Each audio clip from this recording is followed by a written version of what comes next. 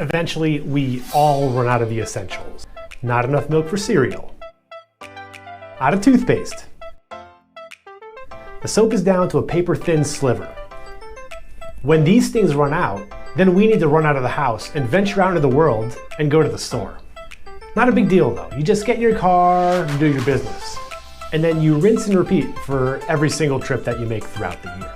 In America, the average person spends 18 days per year driving somewhere in their car. If you smash all that time together, you could have yourself a nice long sabbatical, or as the people in Europe call it, a yearly vacation. Something that has such a significant impact on our time probably has some kind of impact. So all of those things can add up, especially when we're thinking about just going from point A to point B. Welcome to Street Me Good. It's a channel where I try to look at my habit of getting places and trying to see, well, what effect is this having on my life? So today, I've run out of some of the essentials. I ran out of milk, I need some more toothpaste, and I think my soap bar could use a little bit more soap. So first, I'm gonna try to get there with my default form of transit, which is my car, the expression of the American dream. Then after I do that trip, I'm gonna do the same exact trip, but I'm gonna rethink it a little bit. I'm gonna see if I can find some kind of alternative that does not involve the car. And then I'm gonna use a measurement system that looks at a bunch of different variables and see like what is actually better. So the measurement system that I put together creates a score with well-being, the time spent for the trip, as well as the cost to me. And between those three scores, I'm gonna come up with an overall score that will help me put a number to which way of getting to the store is better.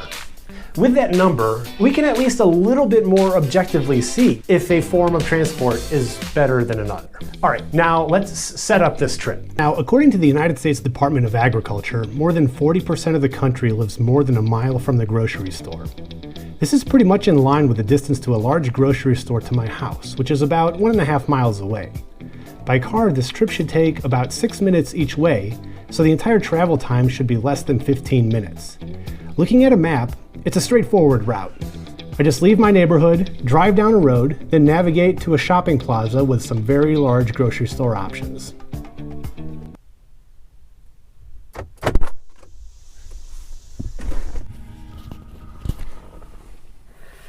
All right, I'm stepping into my car. I got some gum I can chew on right here, all my comfort. Got climate control, got the radio that I can listen to. I could plug in my phone. Pretty comfy overall. I'm gonna go ahead set my timer to see how long this is gonna take us. Let's get going. All right, backing out the driveway. Got a sidewalk.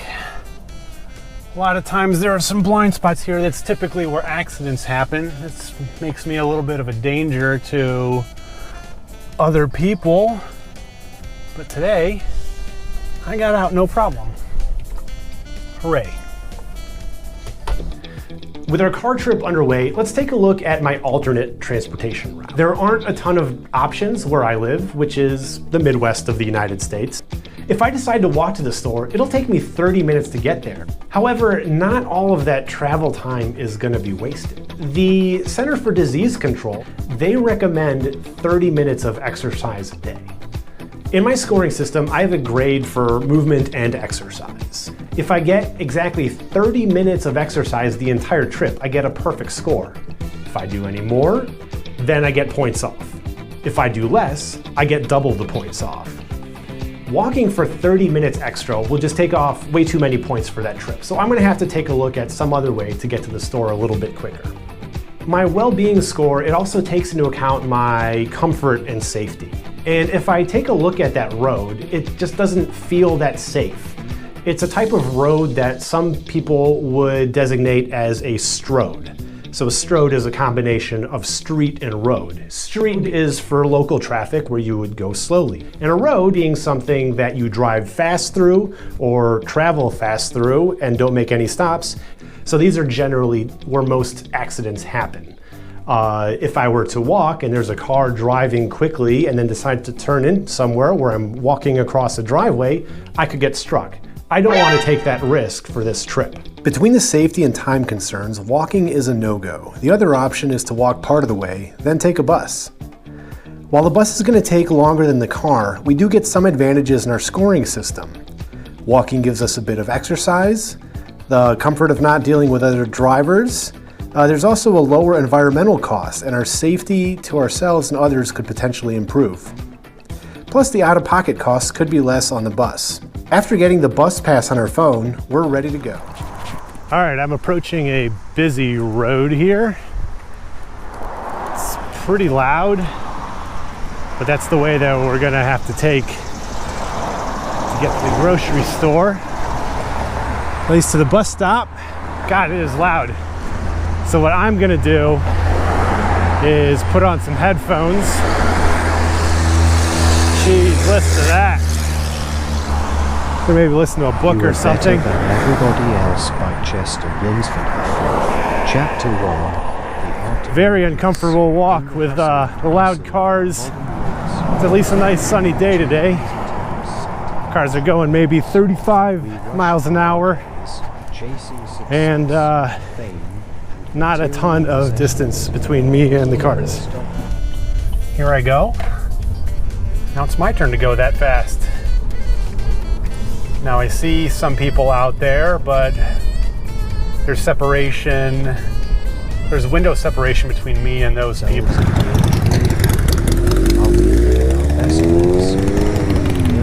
The shortest bus route that I could find makes me walk maybe half a mile to the nearest bus stop. The path to inner bliss is not for the faint of heart. Approaching another big intersection here. But for those who dare to tread upon it, the rewards are beyond measure. Are you ready to dive deep into them? Speed limit's 35. I'm going, I was going like 25 below the speed limit because of slowing down traffic, people trying to go into different drives. We got another light here. When I'm going through all these different exits, cars are going 35 miles an hour and they can quickly cut across a place that I'm trying to cross on a driveway. All right, let's cross this road. Hopefully we don't get hit. All right, now let's sit. Wait for our bus. Driving through an area, I'm noticing there are barely any, there's a sidewalk over there, but it's barely walkable. It's very narrow, close to the road. I wouldn't want to be walking on it. This is the essence of positive people. So fortunately, I've got a transit app. It's telling me the bus is gonna come here in 5 minutes, so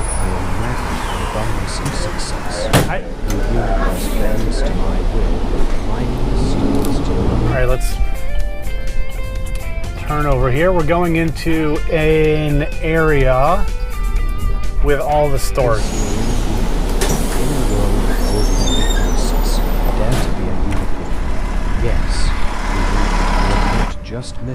So this is a transit center. On paper, it's right next to all these stores. But if you take a bus, it's not going to be a pleasant walk. A few more rows. I got a choice. I got a Meijer, a Target, and a Kroger. A larger intersection here again. Going to have to press the beg button. Beg that we please go across. All right, I am pulling in. I am right next to the grocery store. It's already been 20 minutes and I haven't even gotten to the store. Here we go. Parking here. Not too far from the store. And let's look at the stopwatch. So it took us about 6 minutes and 10 seconds to get from my house. Okay, so we got a sidewalk here, but it's about to end. There's no sidewalk here. This is not safe. I have to either walk in the street or kind of in these planters. I'm gonna go in these planters. There's a bunch of housing over there within walking distance, but that's gonna be an uncomfortable walk through all that parking. All right, I'm back in my car, got some groceries. Time for us to head on home. Go ahead and start my stopwatch. Here we go. All right, we got our groceries. Let's head back. Get that clock started. See if we can make it home. Traffic is not very great in parking lots. I need to understand where I need to go. It isn't exactly clear. I don't want to be looking at my app and then also looking out for cars. I can't do other tasks. I am stuck with just paying attention to the road. So that's why distracted driving is a real threat. It's amazing irony that they build out a transit center to get people in this area, but there is no safe way to get to most of these businesses. A significant chunk of the time getting here is there's a lot of lights, a lot of stop and go. Barely any cars, but I'm waiting. There we go. Got a nice place in the shade. Actually, pretty good. It's insulating some noise from the road. I think I may have missed the most recent bus. So we're just gonna have to wait here for about 20 minutes. So there's a couple reasons why the light over here is pretty long. So there's 1, 2, 3, 4, 5 lanes for pedestrians to cross. Loving energy radiating from your heart chakra. Whisper sweet nothings to your own reflection. There we go. We made it. Let's pull in here with our groceries. Yeah, I predicted it would be 10 to 15 minutes to do the back and forth car ride, and we're at about 14 minutes total here. The lights added another 2 extra minutes on the route back compared to on the way up. So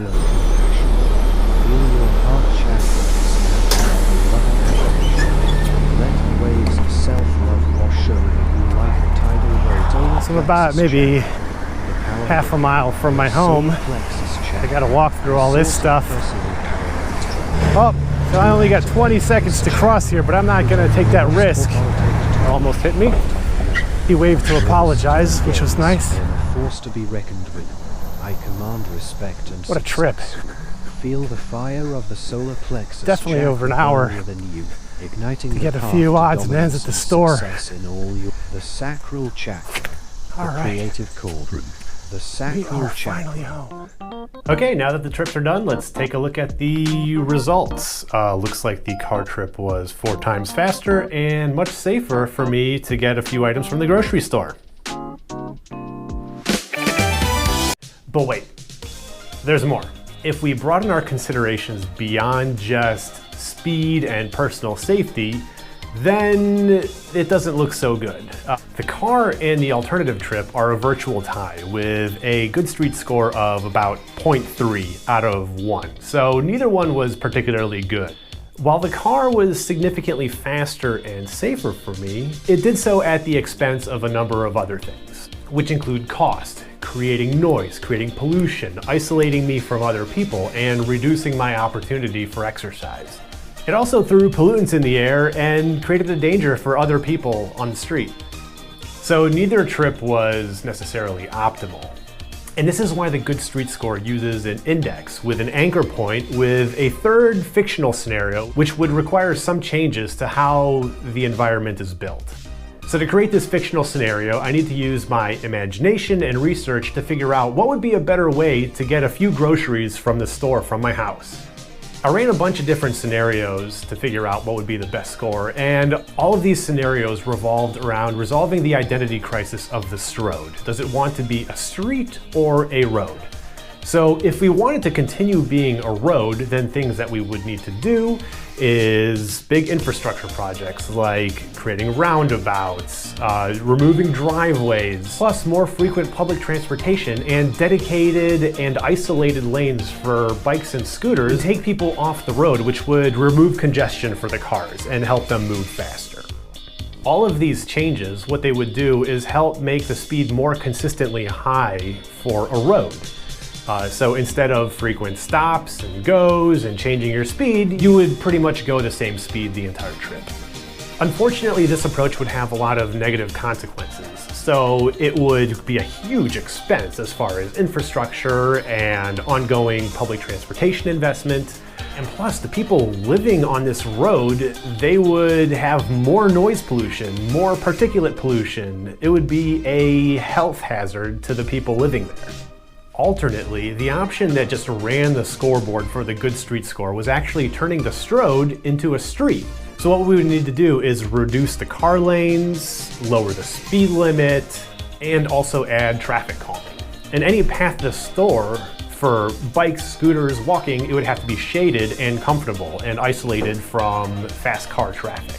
Essentially, we need a safe and comfortable way to get to the store that does not require a car.